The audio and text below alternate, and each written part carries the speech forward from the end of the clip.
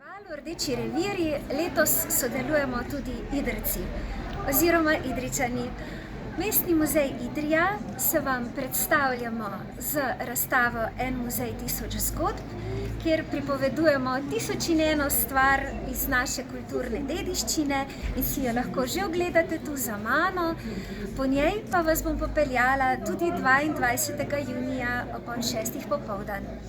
Na isti dan pa si lahko kasneje ogledate še gledališko uprizoritev o tihotapki Melchiorici, ki je živela pred 300 leti in je prihajala v Idrijo, rekoč, da bo svoje živila zamenjala za idrijske čipke, v resnici pa je odnašala ukradeno živo srebro.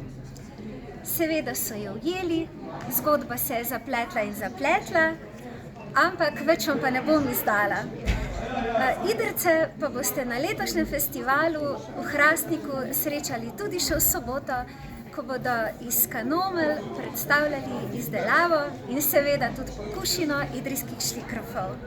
Vabljeni!